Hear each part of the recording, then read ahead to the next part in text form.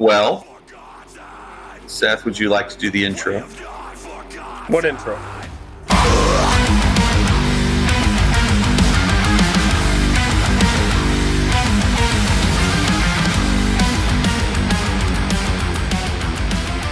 What's up, guys? This is Seth from Becoming the Archetype, and you're listening to the KingdomCore Podcast, and this is Becoming the Archetype, plugging our new album, Children of the Great Extinction, out on August 26th, the year of our Lord, 2022. Hey guys, welcome back to the KingdomCore Podcast. It's your host, Sean. I got Chris with me. What's up? And we just got done interviewing Seth and Jason from Becoming the Archetype. We're really excited to have them on the show. They just recently got back together after about a 10-year hiatus. Jason has been out of the band 11, 12, 13 years around there. And 11 years. We had a great conversation. 11 years. Yeah, Chris, what did we talk about? Well, we talked about the new album, Children of the Great Extinction, releasing on August 26th, is what we mentioned, right? On Solid State Records. On Solid State Records. They got the old school logo coming back, some sick artwork, great album overall. We've gotten to hear it, and we talk a little bit about pretty amazing. That without any spoilers for those of you who really care. There's definitely a really cool concept throughout the album that you'll want to hear the whole thing straight through. And then some really funny old school tour stories, the origins of the band getting signed to Solid State, and a lot of cool other things. And the story of how they got back together as well. Yes. So, it was a really awesome conversation. I've been looking forward to this for quite a while, even though they just announced they're back together like a month ago. But real quick before we get into it, it was hilarious. Jason and is hilarious, as well as Seth. Real quick before we get into the interview, I just wanted to let you guys know that this will probably be the last episode for good 3, 4, 5 weeks, maybe. My wife and I were in the middle of a move at the time of this recording. At the time of this coming out, we will probably be a week or two out from moving across the country from Southern California to suburbia, Indiana. And I just want to thank you guys for your patience. I'm going to have a whole new setup there. I'll have an entire room just to dedicate to the podcast. So I will have like a new background and everything. But thank you guys for all your support and for your guys' patience as we try to get some more episodes out after my move is completed. Also, congrats, Sean. 20 episodes, 1 year. This is like our 1 year celebration. 20th episode. I know, it is like our 1 year. It's crazy that it's gone by so fast. Why are you congratulating me? You're just as much part of it as I am. Congrats. Well, thank you. Thank you, Sean. It's been quite the journey. Many hours of ridiculous shenanigans. But put like 100 hours into editing over the course of like 20 episodes.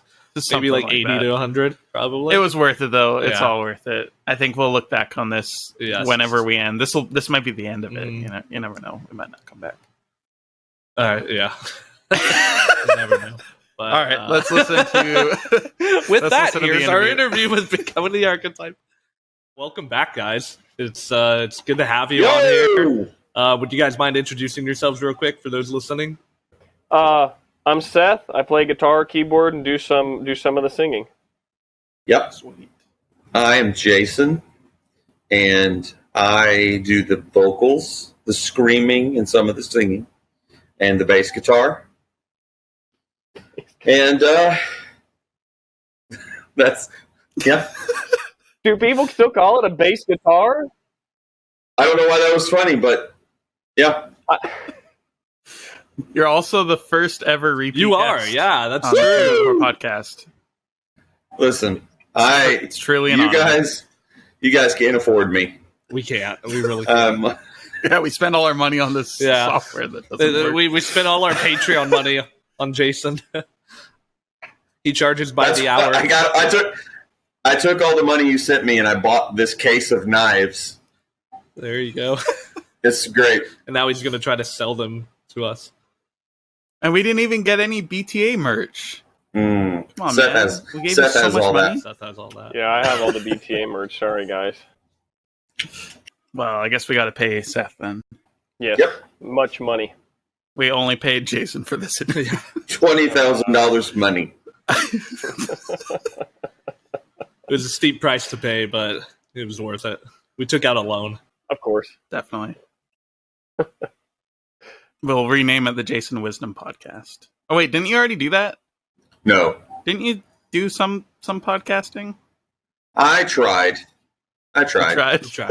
But I have very bad news for you. It turns out that if you make Seth a guest on your podcast will quickly end after that. Right, yeah. Wait, did you have the one episode? That's what happened to mine. Oh, yeah. The feedback was that bad, huh? No. This is the end of our I know. podcast, Sunshine. No. Goodbye, guys. So Good ride. okay, so when does this podcast start? We're in it. Oh. My bad. 5 minutes ago, dog. That's not a good sign, Chris, if the guest doesn't even know that we've started the interview.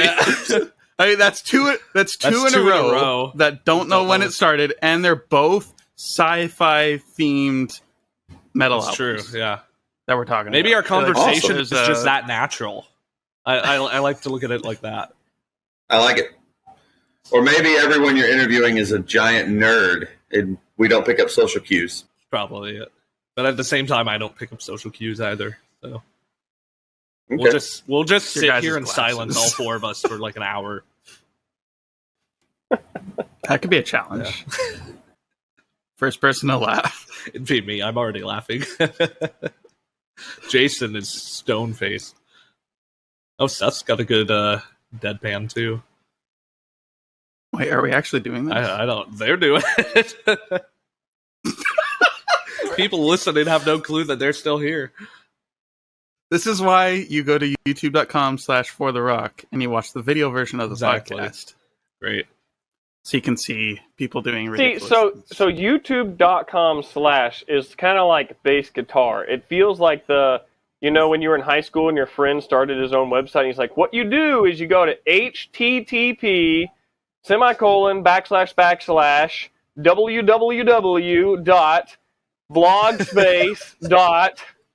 http://www.blogspace.chrisjenkins or whatever his name was, .geocities.com/ and then he gave you like 8,000 letters after that. Yeah. This is what it feels Yeah. like. Bass guitar, Yeah. youtube.com/ We Anyway, also have a link tree. A guitar player would say that, which is why I started a band without one Yeah. when I quit this band. As How's that going, revenge, Jason? as revenge against all guitar players who think that the bass is not a guitar, and they're right. But And then you just add distortion on it and make it sound like a low-tuned Yeah. guitar. who needs You know guitars? what that's like to me? That's like when I'm totally kidding here, but that's like when vegans try to make like meat dishes out of veggies. It's like, why not just eat the meat? Like, why are you trying to make it taste like what it's not? Careful. All right, Mr. I'm Carnival. totally Vegetarians. Careful. I love you, Jason. You know that. Careful. There's a Canadian and a Democrat socialist on this call. That's true. So you need to be very careful about your comments with regards to vegans. I am not a vegan for all, just to clear the air. Yeah, it's not Seth. He's not the vegan. But I know plenty. Or of the them Canadian. Or the Canadian. I'm the Christian. But he's I'm the something. Christian. Sorry, guys. That's great. I think we all Right. are, right? Yeah. I saw the Lamb's Book of Life, and I got some news for you guys. Oof. That's It's rough. bad news. Yikes. It's like a really, really bad movie. It's like the Christian version of the Santa Claus of Tim Allen. It's Sounds like a Something. Christian It's horror. made by Yeah, Was Carmen. Sounds Underoath in terrible. there? No, it's Carmen called, did the it's called The soundtrack. Champion by Carmen, and he gets a sneak peek at the Lamb's Book of Life. And then I think I finds saw out, that in the theaters. Yeah, I think I saw The Champion in theaters. Oh, I'm man. pretty sure I did too. Yeah, man. We were We good probably at saw it those together. kids. No, we didn't see it. All right. Okay, so Well, let's talk about music. Let's get into Becoming the Archetype. So again, welcome back to the Not scene, death guys. therapy. We're not talking about that. Not death therapy. No. It is great to have you guys back. I am absolutely ecstatic. Honestly, when you guys posted the teaser that you guys were back, I couldn't believe it. I was freaking out. I've been a big Becoming the Archetype fan. I'm pretty sure I told you we were coming back like a year ago. Yeah, you did. Like on our podcast, you said you were working on something. You didn't tell me? Yeah. Friends off, man. Okay, Chris, right? When Chris edits this, he's going to put in the clip from your episode where you said you're working on something right now that you can't tell us about. And I was like, is it what I think it is? And you stone cold said, no, it's not. And I believed you. I wanted to believe you because I trusted you, Jason. I trusted you. I'm pretty sure Seth and I both over the last year or two were not very good at hiding the ball. it's true. I don't think anyone actually expected it, so somehow we got away with it. Mm-hmm. I mean, you're just such a natural troll that I thought you were just trolling the whole time. That's true. My wife says the same. when such a natural troll. Like 2 days later, all of a sudden, it was like official. Like, I know, right? That was that was the fastest tease ever. It really was. I thank you for that. It got really difficult there for us. You posted it, and I posted it to the labeled group or something, and you said that egg-shaped head looks familiar or something like that. No less than 30 minutes after you guys posted it. And I'm like, they don't care about mysticism at all. No, I'm not sure. It got really difficult for us, I think, because this is actually maybe something that's pertinent that people would listen to on a podcast, unlike everything else so far that we've talked about. So we recorded the record in 2021 primarily, and we're largely done with it by September. Oh, wow. I mean, the music was done by July or August, largely. Not every little piece, but the drums were done and the guitars were more or less done. And I did the vocals in September.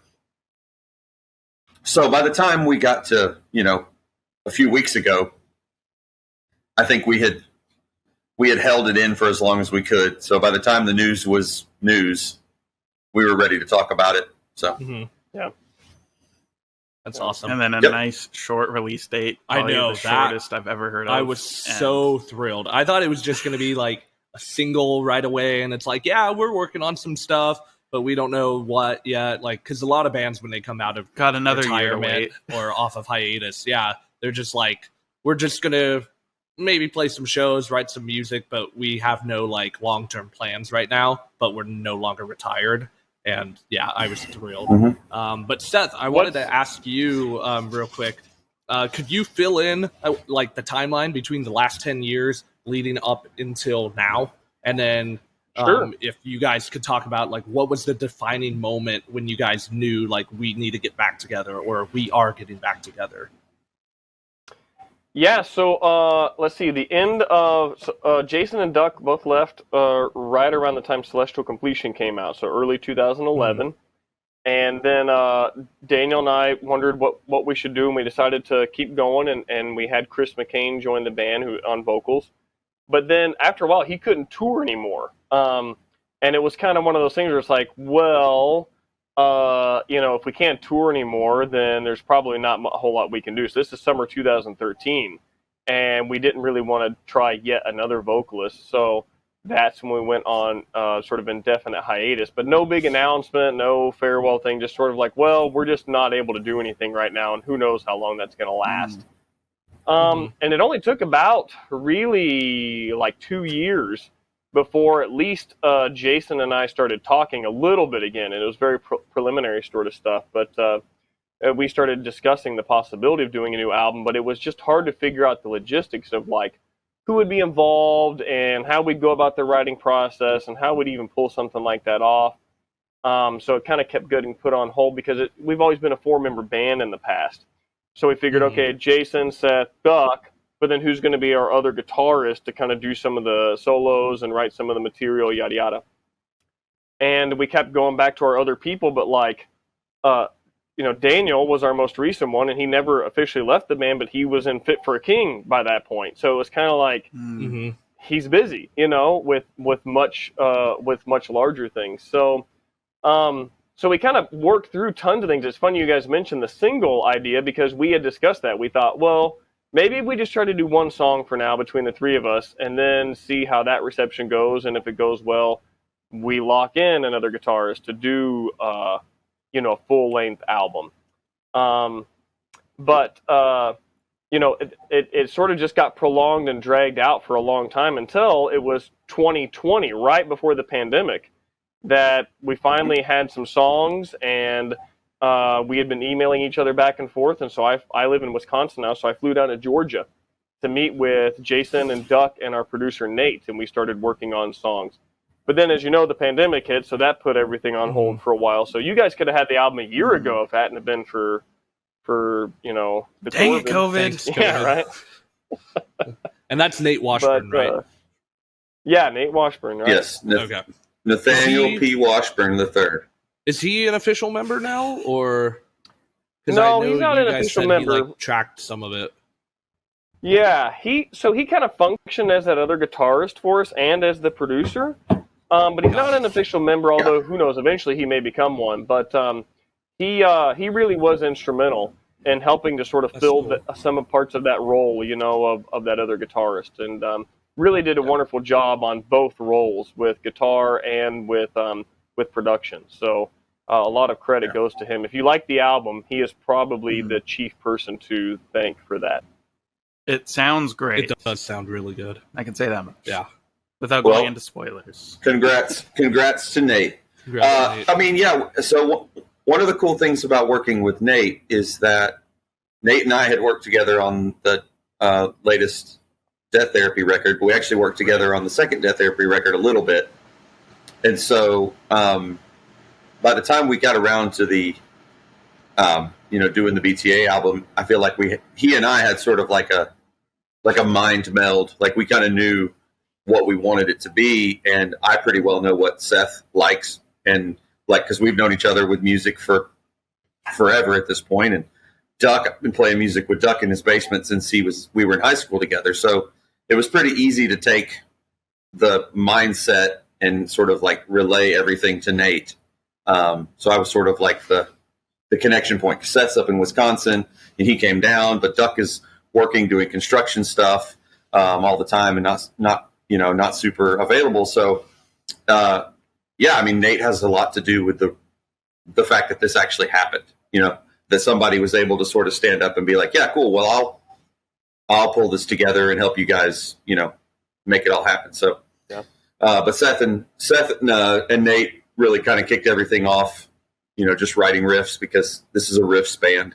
It always has been a riffs band. Mm-hmm. So, hoping that the riff is coming back into popularity now with Eddie Munson and things like that taking off,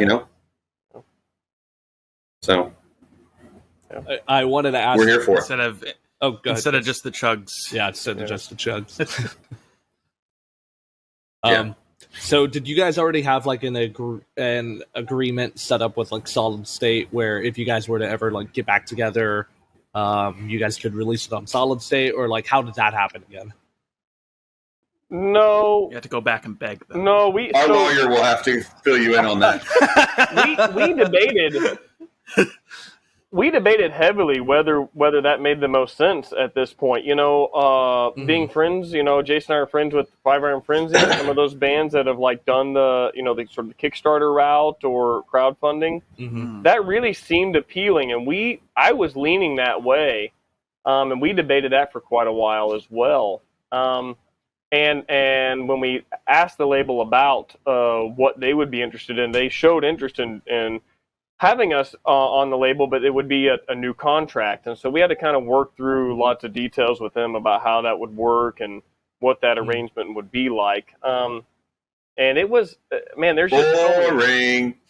Well, there's a lot of things that go into that sort of stuff, with figuring out, does working with a label add legitimacy to your project and stuff like that. So I guess Solid State's always Yeah, Solid State's always been a big part of what Becoming the Archetype is, because when we came around in 2004, the very first tour we were able to do was a tour that Solid State helped get us on, and with another band who actually, it's so funny to think that we did the first tour with Showbread, and Showbread only did one record on Solid State, and then they became a Tooth and Nail band.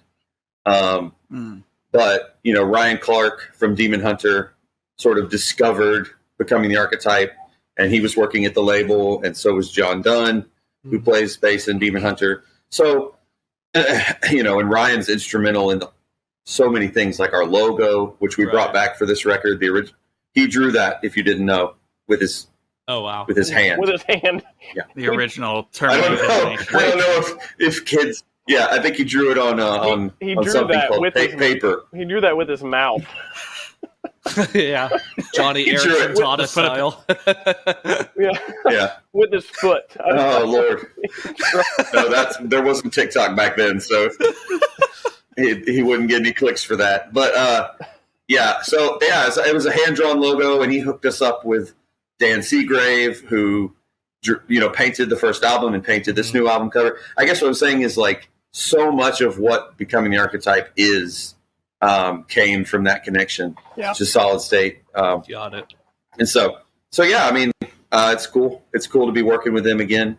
And yeah, that's awesome. It's the BTA reboot. So you guys got at least another 4 albums coming after this before you quit again, right? Yeah.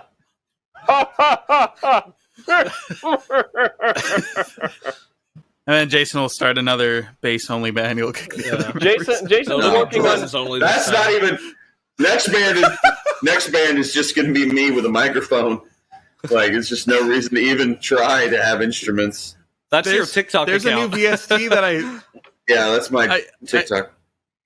I saw ads for a new VST plugin that's it's a vocoder essentially, but you can turn you just record stuff with your mouth, and then it you can just make any other sound out of it. So you can make full songs out of just sounds from music. So you could do the first ever I mean, you wouldn't even need that. Band. You would just Jason, there you go. That's your big 20 million Spotify listeners. Go on America's Got Talent. Give them a sob story. You'll get the golden buzzer. Man, go ahead, Seth. Man, I'll tell you, it's part of coming back now is weird. So I never left the band, so I was in the band during that whole hiatus. But Jason was actually active in the music scene. So when we started doing this album, I could acknowledge him right off the bat. When I was last in the scene, this is what was normal for first week album sales, yada yada yada. This is how this worked. This is how that worked. And so he's trying to cue me in on okay, because Spotify was there when we did I Am and Celestial Completion, but it wasn't the thing. And now it is kind of the thing as far as online music. And so, he's talking about this. And so I'm starting to go around and do my research. And so I'm driving around the other night listening to local indie music, this station that's this independent listener sponsored station that plays obscure bands. And they play this shoegaze band that I think is really cool. So I'm trying to jot down a note on my phone as I'm driving, what the name of the band is. And it's okay, Beach House. So I go look up Beach House, and they have a song that has 740 million plays. And here I thought they were a no-name that no one had ever heard of that was only played on indie radio, And I just think, okay, I have no clue who is what and what's going on here. I really it's not just that I'm old, it's that I'm still sort of getting acclimated to this whole thing. So that's the Spotify thing is just kind of fascinating to me, and I'm still trying to wrap my head around how much it's a central part of bands' connection with their fans now. Do you guys know your Spotify numbers offhand? Let's not talk about that. We do have a song that's kind of high. It's, I like how Seth is it's how great that was. There's this one band that nobody's ever heard of, and they've got 800 million plays on a song. Well, yeah, let's talk about our Spotify numbers. And it's oh gosh, no, let's not do that. But I will say, I will say, Nate and I actually have had lots of conversations about this, about how there's so many bands that like there's no possible way to keep up with them. Mm-hmm. And sometimes, I mean, some of the bands that Nate and I were listening to for influences on the Death Therapy record, Nate would play for me, and I had the same experience Seth did, where I'm like, okay, hold on. This band has 2 million monthly listeners on Spotify.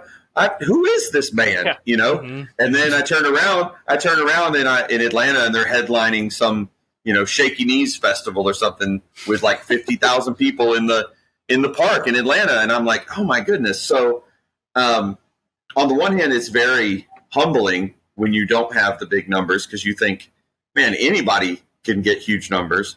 But on the other hand, I think it's really encouraging in some ways, because when we were in Becoming the Archetype before, there wasn't really any avenue for us to get on radio play other than occasionally like a satellite radio station. Mm. But now people can make playlists and add us to them. And there's chances that our music will reach people out there that, never would have if they didn't. Now, of course, the scene was different in 2004 when we signed with Solid State. It was like, all physical sales, basically. Like people still cared and kept up with like how many CDs you sell. Whereas now people are like, oh wait, they're going to sell CDs. Yeah. So it's different. Mm-hmm. I just want to give a frame reference. You asked for our plays.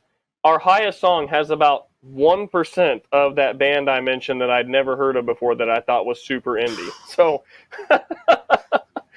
right, and it's off. So it turns out that makes us one of those even more indie bands that I mentioned earlier. True. That people only really like us because they're trying to get hipster cred. No one actually likes us. They just say they like us. Cool. I listened to Becoming the Archetype before you did. Right. Yeah. I knew about them 12 years ago. Yeah, totally. Actually, I never got to tell the story when we talked to you last, I don't think. Okay. I'm pretty sure I didn't say anything about Becoming the Archetype when I tried not to last. But my old youth pastor in, I believe it was 2008, maybe 2009, was... I was just getting into rock, and he was like metalhead. Legitimately, he was like your guys' number one fan. He would not stop talking about you guys, and he kept trying to like push your guys' music onto me. Yeah.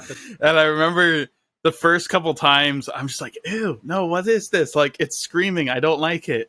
Like, could not handle it at the time. But I ended up hearing like your How Great Thou Art cover on Dichotomy. Mm-hmm. And then that really, like, as I was just getting into metal a couple years later, that I just listened to that a bunch. And then I checked out the rest of Dichotomy. And then when Celestial Completion came out, listened to that.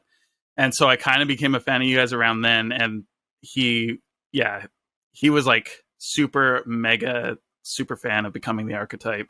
And now, all these years later, you're back. We're talking to you guys, and you got a new album come out. So that's you've heard the new album, haven't you? We have. I have. Yes, it's very good. Twice. Wow. Twice. I don't know that I've listened to it twice all the way through. I've listened to every song. Really? Hundreds of times. But yeah, I don't know that I've sat down. Actually, I need to sit down sometime and listen. Have you done it at least once? Probably, like just a play. Probably when I don't know. Do bands Seth, not listen when a band finishes a record? Do they not all like listen to it together for the first time? Like no, not together. Completed? No, because there's like not when there's like 100 incremental steps. I don't think we ever hardly did because right. You're in you're writing, so you play it through a bunch of times. Then you go in the studio and you hear it 1,000 times while you're recording this instrument and then that instrument, instrument. Then you hear like initial mixes at the end of studio time, and you go, okay, that sounds okay, and you don't know what you're talking about, and then they send it off to the actual mixer, and that guy sends it back, and you go, okay, that sounds okay. I think I want myself to be louder because I'm an egomaniac and I want to be louder in the mix, So you send all those notes, and then you get another mix. I think all of us were like that. So crank up the bass. You get like, so by the time and then you hear the masters, so then it goes to the mastering and you hear that, so by the time it's that point, you have heard like dozens of iterations of the song, and you're just sort of at a loss for like even where it's at that point, and you're just you're sick of hearing it, and you don't even know what the final product is, and then it comes out, and then you're filled with pride. So I think so. When you guys hit the road, you're doing a 10-year anniversary tour of I Am. No, they're doing a 15-year dichotomy next year, right? That would be the ultimate troll, is to tour and just play I Am. Oh my gosh! I almost want to do that just to see people's faces. Like, we're back, man! Reunited. There will be no faces to see after the first night when we will find out. Oh man, that's a great idea. Because you tread them off. It's weird, man. You're like, why is no one showing up? Our most popular songs off that album. This is the one they want to hear. And so that is one of the things that is like, Spotify can be a little bit of a smoke and mirrors game, because you just don't know. I mean, I've seen bands show up to concerts to play, and they don't play the songs that have the most plays on Spotify, and nobody cares. Nobody even asks for it. Because that song happened to get more plays just by some random happenstance, and it's not the true fans' favorite thing. So, like, exactly, Terminate Damnation is still probably considered a lot of old school BTA fans' favorite record. Right.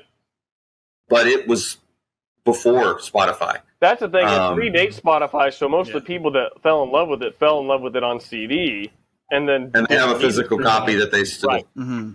Right. Yeah, they have a version of that album on their iPod 1 that they still listen to. Or they downloaded it on LimeWire. If it was a new band, like if you guys reiterated as a new band and say all your stuff wasn't on Spotify yet, and you just like released your old albums as like every couple of years, like would it pick up differently? For sure, it'd be different. I just don't know. I don't think it would pick up. I think. No, I mean, I'm so cynical about that, I guess. But like, I don't know. I mean, like, there's I'll give a shout out to a new band on Solid State. There's a new band on Solid State called Opponent, and I think they have a very similar story to BTA in the sense that they were discovered by Ryan. It seems like from Demon Hunter, and they're actually going out on tour with Demon Hunter this year, and they just put out a new album. And it sounds in a lot of ways like a mix between Living Sacrifice and Demon Hunter. I'm not saying it sounds like BTA. I'm just saying it's not dramatically different than what BTA is doing. And I was actually I've been shocked how the response to them seems to just be like, this sounds like Demon Hunter. Okay. And I guess what I'm trying to say is like I think they're good. But I don't know, is the market looking for like melodic metal at this point? So we BTA was kind of, I think we had to come around when we came around. Yeah. When we sort of filled a little niche where metal core was becoming more of a thing. There were bands that had breakdowns, but it wasn't like all breakdowns all the time. I guess, there were some bands that were a little ahead of us on that curve, like, As They Lay Dying or, whatever. But then a lot of the bands that now are like the giants of metalcore, they were just coming around at the same time we were. So like we toured with August Burns Red and we were both the openers. Yeah. Like we were co-openers for Demon Hunter. Or like Parkway and now Drive. August Burns Red's Parkway getting Drive opened before us, Yeah, they played before us on their first U.S. tour. That's crazy. And now they're selling out like arenas and stuff. So I guess what I'm saying is there are some bands that I see now. We go play shows even with Death Therapy, like, and these epic metal bands will come out and I'm just like, dude, this is so cool. And people just, I don't know. It's just different, man. And like you mentioned, Chris mentioned, there that your youth pastor got you into stuff. Like that was just a different world. Like youth pastors, I don't know what was in the drinking water at the water cooler for youth pastors in the mid 2000s, but youth pastors were just all the people who are now in their mid to late 40s, I guess, just wanted there to be a scene. We could go play in a basement church in Nebraska somewhere and there'd be 200 people. Yeah.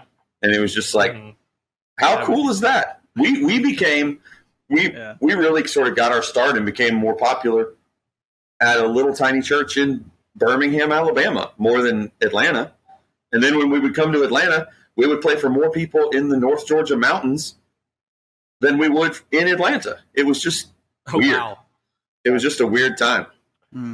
So, yeah, that was a long way of saying, I think that, like, you know, that's part of why we wanted to make this new record sound like BTA, but also sound like 2022 and not like we just got cryogenically frozen and, you know, don't know how to make music anymore. Like, we didn't want it to sound like a bunch of I don't think we wanted it to sound like a bunch of old guys dusted off their guitars, because we've always been classically trained musicians who valued good music more than whatever's cool.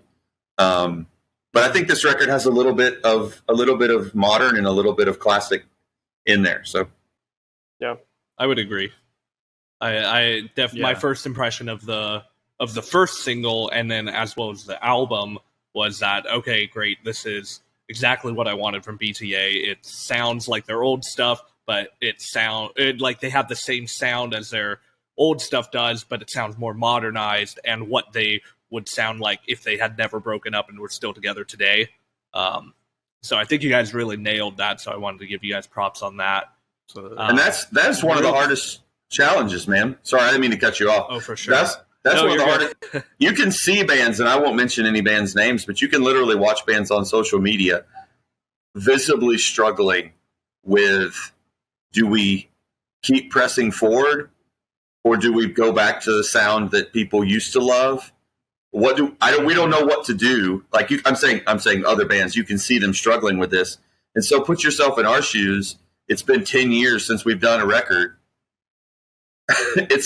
What's it going to sound like? And I think at the end of the day, we were sort of set up for success because we don't necessarily care about fitting a particular trend. So we just made the record that we want to hear, you know?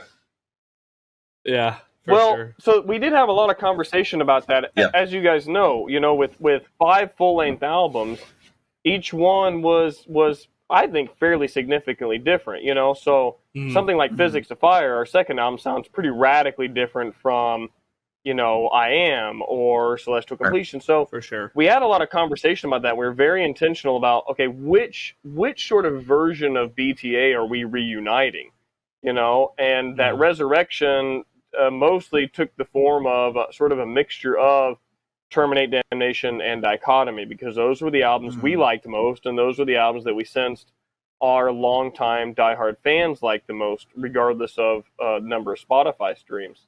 Same here. But also, yeah, there you go. Yeah. Yeah, no, I agree. And part of reunion sort of relies on nostalgia, right? So we understand that to some extent.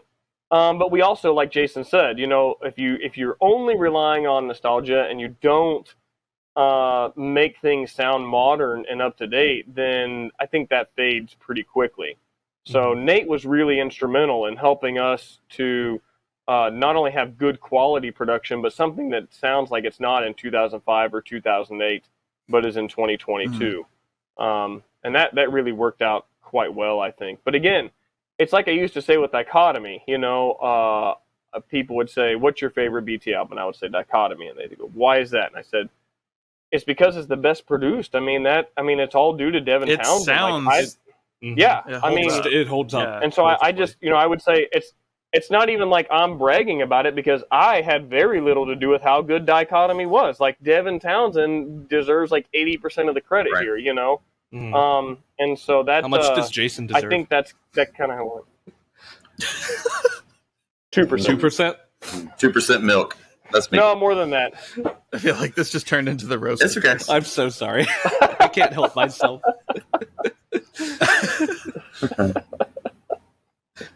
I wanted to ask, let's talk about... He's trying to come back with something. I know. I can see the wheels turning.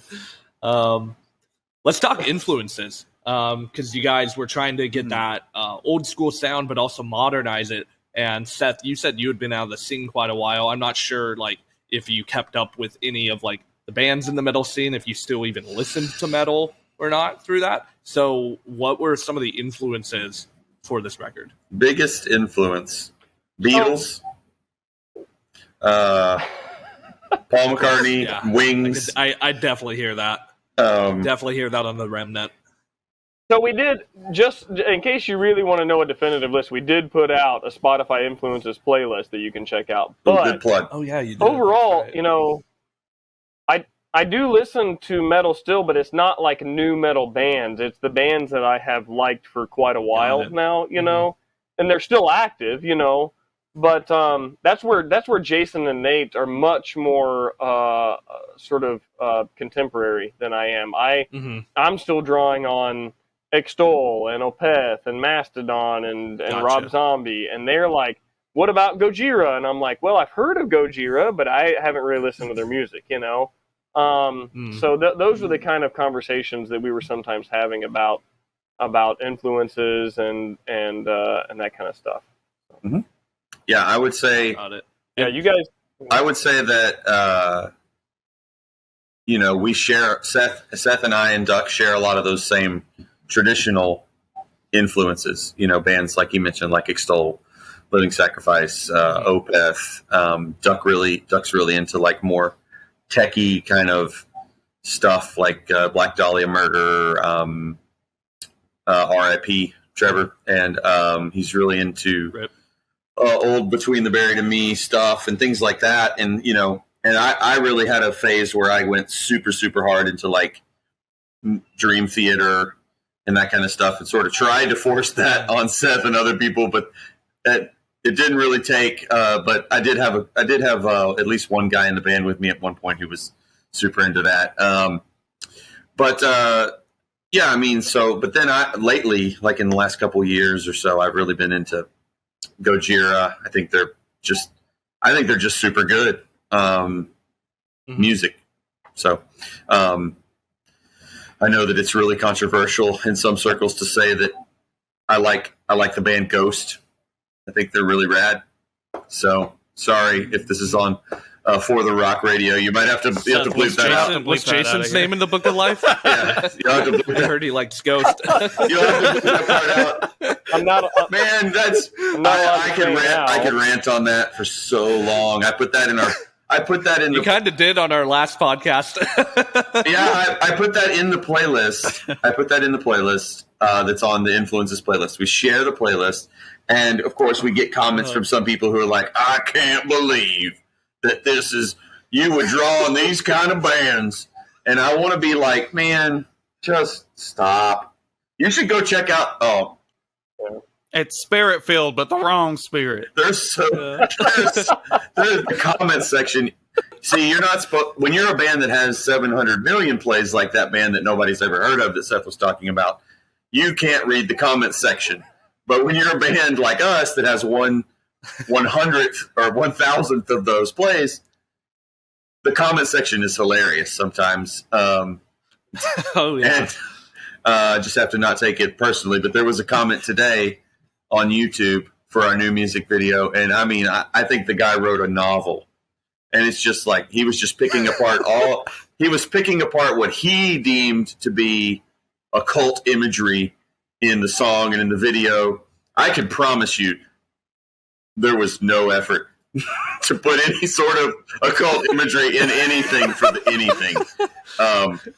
And you heard it here first, folks. Actually, he mentioned the Earth Groans logo, and he said, you know, the occult imagery, and I'm like, it's a dove, I think. That's the Trinity. It's the Trinity. Is it? It's the Trinity in a shape of a bird. That's what Jeremy told me. Okay, there you go. But I just responded back to his comment and just said this reply is everything. 100, like gave him a 100 like score, because it's just I did that from my personal account, Seth. Don't get mad at me. I didn't do it with a band. Yeah. But my point is just like, then that's just, bands should be influenced by the best music they can get their hands on, and maybe that's an elitist thing for us to say. But I don't think anyone would ever accuse us of not being a little bit elitist and snobby with our musical tastes. When we would tour, we always were the guys who were like practicing before the show and like stuff like that.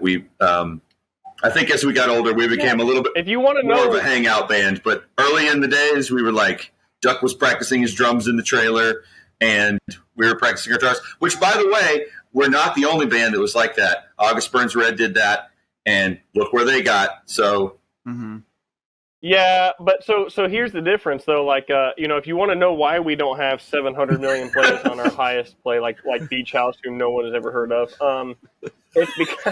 it's because we were elitist. As Jason said earlier, we were classically trained, so we went to music school, and we kind of knew music theory, and so we just thought we are objectively doing things that other bands are not. You know what I mean? There's a standard of musicality going on in Becoming the Archetype that is not going on in these other boneheaded hardcore bands, and that's how we felt for like the first couple years. Yeah. Yes, that's how we felt. Is the only real time. At the time. Yeah, right. And of course, we don't feel that way anymore. But it did. We were just kind of socially awkward a little bit, and it just did not help for the first few years. And we are still socially awkward. Yeah, as we covered August earlier. Burns Red was also serious about their music and practicing all the time, but they were much more adept at like connecting with other bands, and we were just like they wore flip flops, and they have a robot for a drummer. Yes, it's true. Yeah, and they wore flip flops. You guys have a duck like versus a robot. Yeah, that's not going to win. But no, I mean that's that's totally valid, and that. One funny story about that I'm sure makes for good podcast fodder is we did our very first tour with Showbread, and Seth can give me the details because I remember like big picture but never the details usually. We came out as the opening band, and what were there like 5 bands on the tour? It was pretty packed at one point, and I think we were playing like a 45-minute set or something, and that's a big no-no for the opening band, especially an opening band nobody knows at the time, which nobody knew us. We didn't have a record out yet. We hadn't even have our record yet. Oh, wow. Right. Wow. And we're playing like 45 minutes, but that was only like 6 or 7 songs because our songs were uber long. Yeah. And we were just like, well, we can't cut any of these songs. But they come up to us after a show or two, and they're like, hey, you're the opening band. This is not cool. Which they were like, move us up a couple spots. They were 100% right, and it drives me crazy now when I go see bands opening and they play for more. Like, no opening band should be playing for more than like 5 songs, but our songs were long, and so we were like, well, whatever. So I think we just kept playing them. Yeah, we did the whole tour. We played like 40-minute sets, and we were supposed to be playing like 20 minutes. Oh, and I think it annoyed everybody. We were just really. You guys could have split it in half. And that's why Showbread left Solid State and went to Tooth and Nail. So we were. Mark it down. We were talking earlier about the origins of the band, right? And how we got signed and Ryan Clark and all that. I will say it's a really unique thing. If it weren't for Ryan Clark, there would have never been a Becoming the Archetype. If Ryan Clark doesn't happen to walk by the Cornerstone tent at the right moment on the right day. So this is, at the time, the band's called The Remnant. Jason's lost his voice. It's Cornerstone. The band's playing impromptu stage. Ryan walks by and hears something. He likes it. He stops in and then has a conversation with the band, and we end up signing late 2004. But if that doesn't happen, literally, and we changed our name at the signing because there was another punk band called The Remnants, you may remember. But if that doesn't happen, there's just a band called The Remnant that plays like a few shows in Georgia every year and then disbands. Like that, we had never toured. we had never really, you know what I mean? Like there wasn't, you know, so when we go on that tour with Showbread, we had just signed to Solid State, but we also, it was our first tour ever. Like, we didn't know tour etiquette. We didn't know anything. Right. Like, we didn't even have a trailer to tour with or equipment to do or, like, merch to sell. Like, we misspent all of our money. It was on appropriate things, but, like, the label just assumed we had that infrastructure built. And no other band sort of has that sort of, like, lack of experience. And we were, like, 20 years old. Yeah, I was 19 when we headed out on our first tour. You know what I mean? Like, I turned 20 on the road. I mean, we were just young. We had no idea what we were doing, and we didn't have a manager. So he didn't have a cell phone either. Yeah, we didn't have stuff. Man, the craziest thing is, back then? we used to, when we toured, we would use a Rand McNally atlas. You guys know those atlases of, like, with the maps and everything? So we would use that to get, like, into the general vicinity. Then we would stop at a payphone and call the promoter, which we had printed out, and say, like, okay, we're at the corner of 49th and Main. How do we get to the venue? And they would answer, and we would have to, like, write down the directions and drive to the venue. Wow. Yeah. Wow. We were too cool for MapQuest. I was just going to say, you guys didn't print out the MapQuest?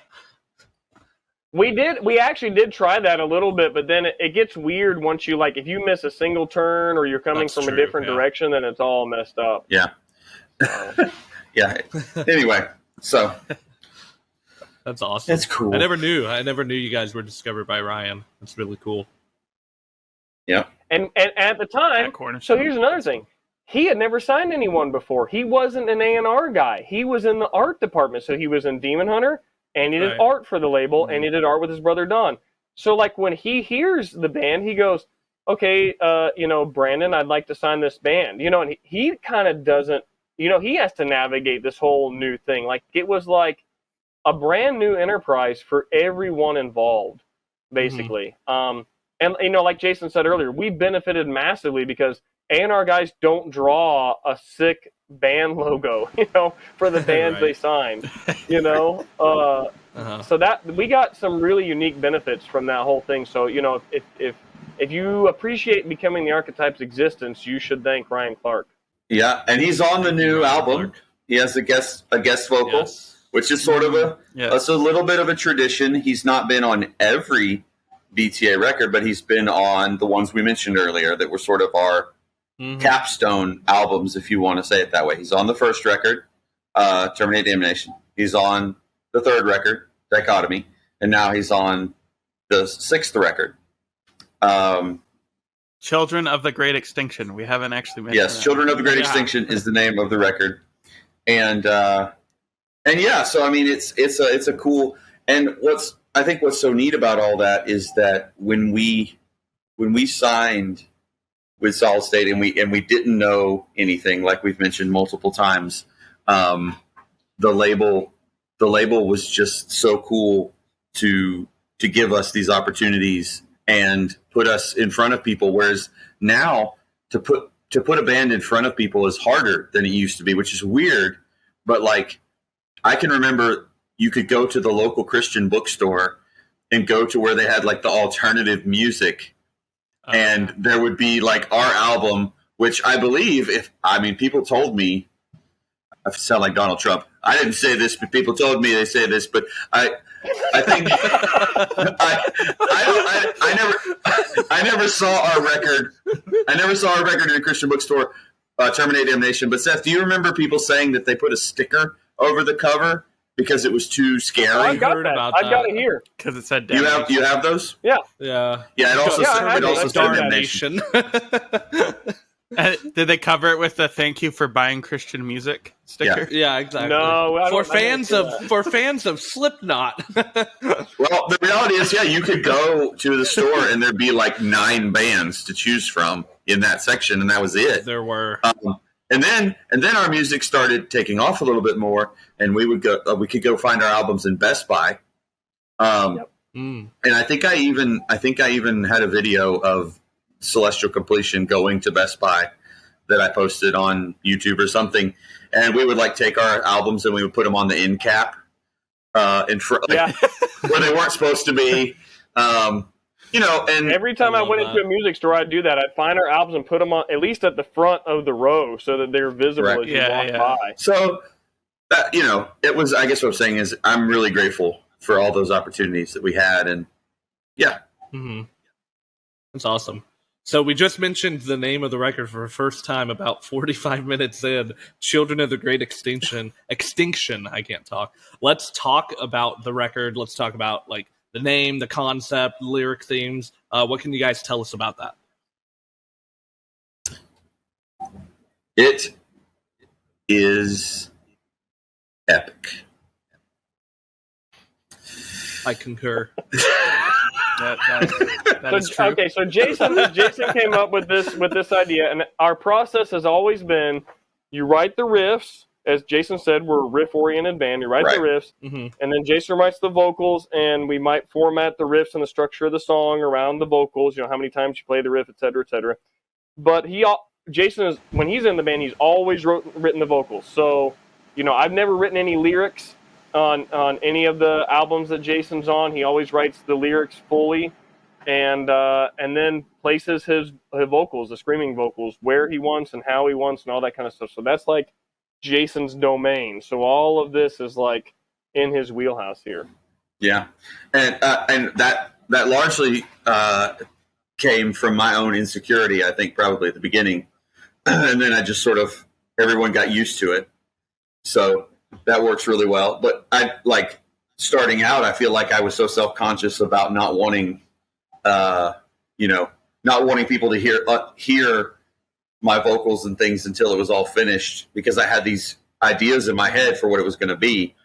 And I didn't know how to communicate it very well. But I feel like by the time we get to Dichotomy and then to Celestial Completion, and then really with this record, I feel like I had found a more mature place to create ideas, to, make it work with the music and with everyone, and to share ideas. And like Seth mentioned at the very beginning, like he did some of the backing vocals, the harmonies and other stuff on this record. And, Celestial Completion was one of the first records where we sort of like sat in the van together and worked on vocal parts.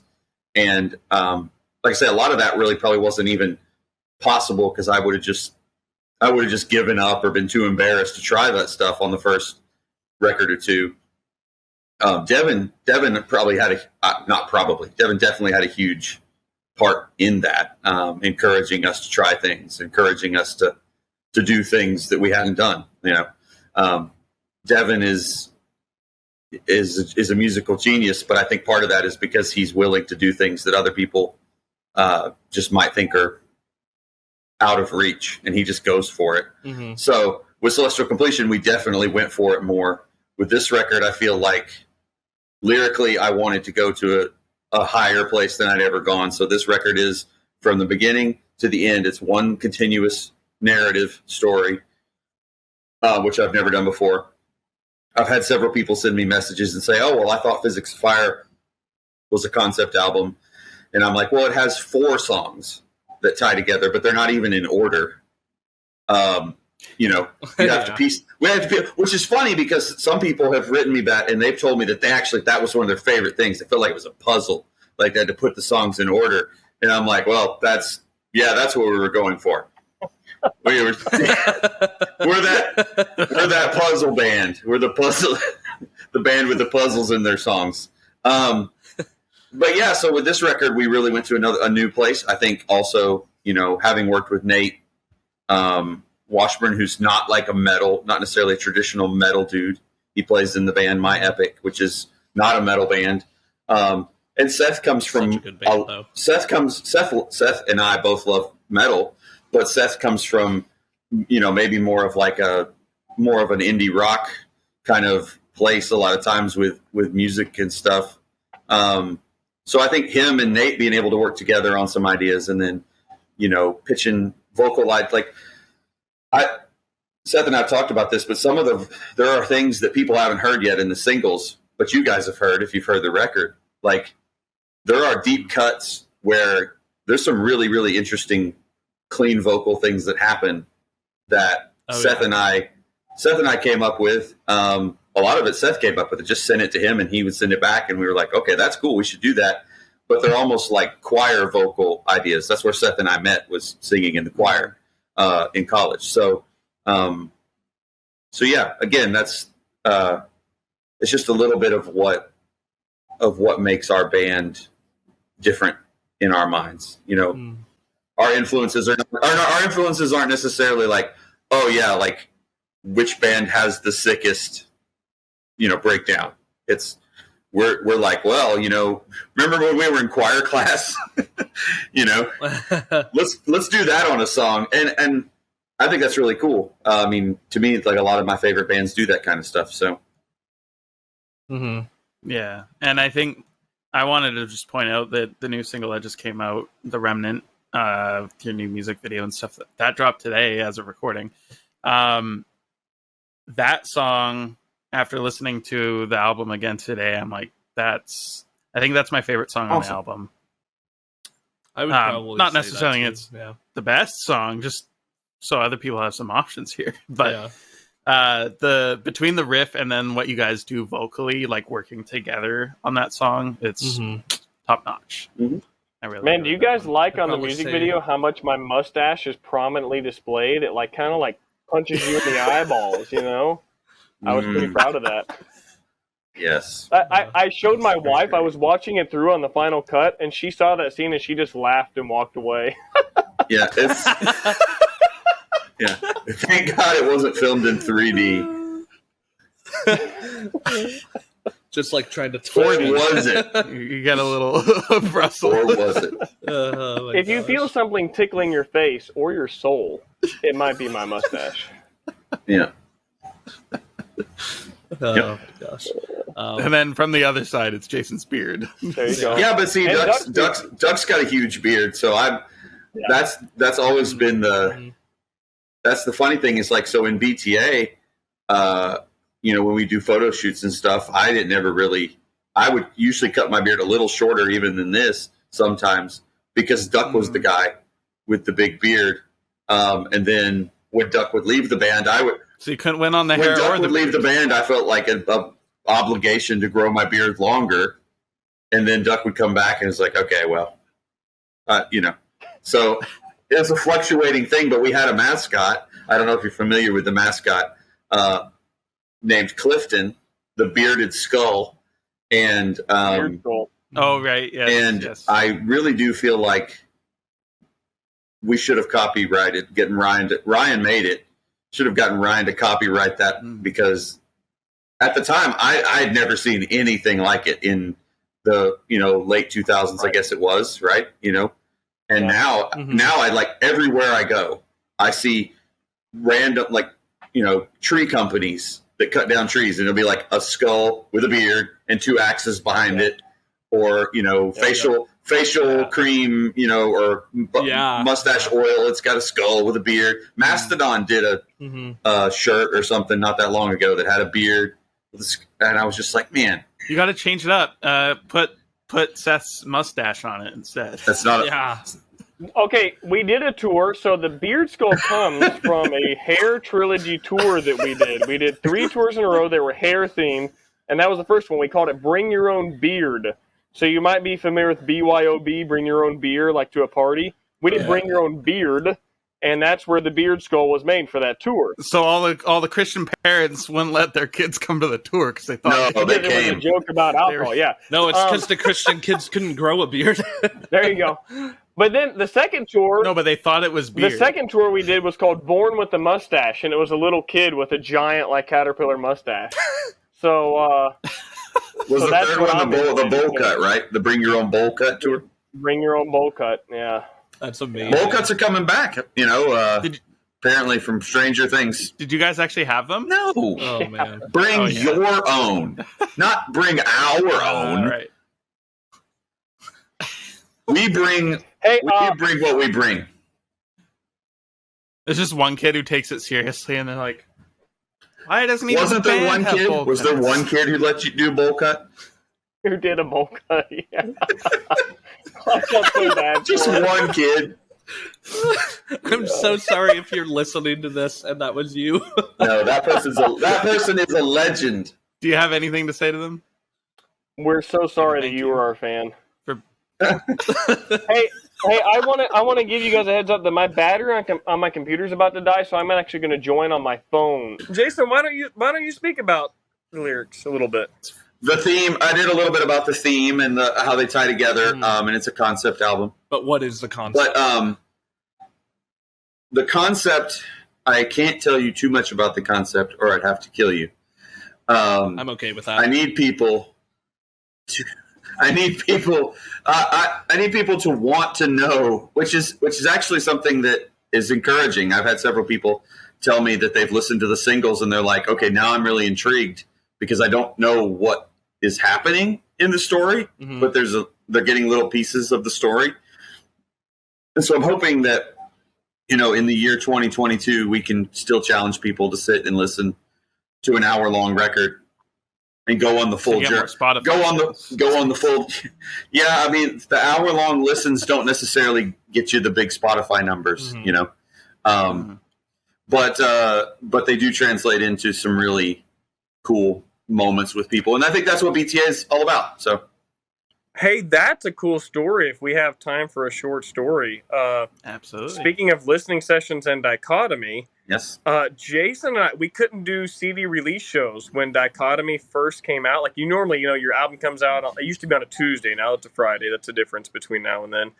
And your album would come on Tuesday, so you do like some CD release shows the weekend before and the weekend after. And they were like, you could maybe get the CD with admittance to the show, and it might cost a little more, et cetera, et cetera.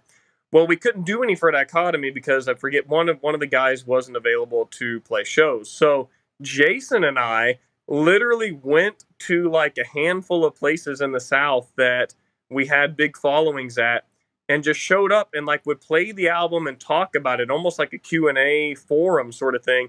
And then he and I played like 2 or 3 songs just on acoustic guitar and bass, no drums. I don't think he did vocals. No. And we just played the songs like a duo, like a jazz duo. That's amazing. Like easy listening jazz. And we did like these like hangout sessions, and it actually worked out okay. Yeah. There's this random old guy who walks in. They're like, "Oh, this sounds lovely. This acoustic music. Here, have an album," and he puts it in. Totally. But yeah. So lyrically, it's a science fiction theme, if that's not obvious to people who've heard the singles. Is it based on aliens? No, it's not based on aliens. I got the vibe from the artwork. No, well, so I would say it's largely based on the C.S. Lewis Space Trilogy, which is something that's sort of been there in other BTA records. I'm reading that right now. Like Dichotomy, it was there, but it wasn't really a full concept in that one. That record had multiple influences, but this one's more like drawing on that, but also just trying to create something myself and to challenge people.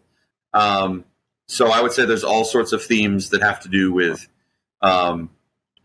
existential terror and threats and anxiety and, seeking after things that we think are going to be wonderful, but ultimately lead to disaster. And just all sorts of that stuff woven in that I hope people will, sort of dig out. And it's meant to be challenging, so I don't want to give it all away. Okay.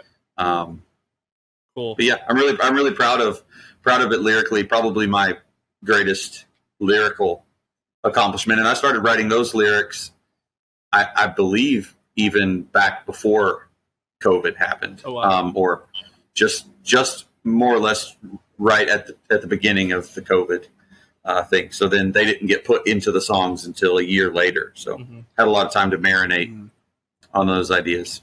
Awesome. Well, thank you. Thank you for sharing that. Thank you guys for coming on. It's been an honor. It's been a pleasure. Yeah, totally. Chris, any final words? Go buy the new BTA album because they're back. They're better than ever. And it's space. So what's not to like? BTA is Becoming the Archetype. August 26th, the last Friday of August, right before you go back to school, all you dweebs. What? Everybody, man, everybody listening to this has graduated long ago. No, they're on their 4th degree now. They're like 37, like getting me. their They're getting their masters. 4th bachelor degree. or their second master's. That's the only way to get an entry master's at seminary. I actually have to get up extra early in the morning to start a teaching job. Oh wow! We're going back to school. We're going back to school next week. We appreciate it. So you're going to teach those kids what good music is and do a listening party to your new album. No, it's so embarrassing when I go. Man, I don't know if I should be flattered or embarrassed that there are people that. So I told you about how I look at the YouTube comments and I'm not supposed to, but there are some YouTube comments on death therapy videos that say things like, "This guy was my substitute teacher today. How cool is that?" It's just like, oh no, that's so embarrassing. Yeah. So, what are you embarrassed about? My music. Are you embarrassed about Seth's music too? No, Seth's music is wonderful. So. Well, thank you guys for joining us. Perfect. Well, thank you guys so much, for real. Well, everybody, that is the end of another episode of the KingdomCore Podcast. Thank you so much for listening. Thank you to Jason and Seth for coming on and talking the new Becoming the Archetype record, Children of the Great Extinction, out August 26th. Go pre-order, go check it out. We've heard it like we were talking about in the podcast. It's an amazing album. You guys won't be disappointed. Thank you to Solid State Records, and you, our community, a special, huge shout out to our Patreon supporters, or our core givers on Patreon: Steve Michalowski, Anthony Kuchma, Tiffany Cadenhead, Aaron Peter, Jonathan Lyman, Frankie Blocker, and the Dead Pedal Coffee Company. Thank you to all of you for your support. As of filming this ending right now, Sean and his wife Amy have just finished moving across the country to Indiana, and they are getting settled into their new place. It looks amazing, and I can't wait to chat with him further, but he's going to be kind of a little busy for the next couple weeks or so, so it's going to be a little bit of a summer break here to finish it off. 20 episodes, 1 year of the KingdomCore Podcast. It's been an absolutely amazing run. We have felt the love and support from you guys all along the way, so thank you very much. Also, a quick little shout out, thank you to all the support from you guys who follow my project Refiner. It is official. We had to bleep it out in the last podcast with Your Hands Write History, but Refiner has signed to Rottweiler Records. It was big news, big surprise. I was waiting for it to happen. And of course, it was the day after we dropped that podcast, it was announced. So thank you for all the love and support. You can go follow that project at Refiner Metal on Facebook, Instagram. Search it up on Spotify or Apple Music, your favorite streaming services. Check out the music videos here on the YouTube channel if you're watching the video version of this podcast. And yeah, I can't wait to release more with that. So that's everything. Thank you very much for all the support from each and every one of you. And yeah, before I keep rambling on and going on and on and on with all the thanks and praise, peace, God bless, and we will see you shortly for more of the KingdomCore Podcast. What's up, guys? We're coming out with a new album in August, and it's coming up this August. And I am Count Seth, and I'm living in Madison, Wisconsin, and I was born 37 years ago.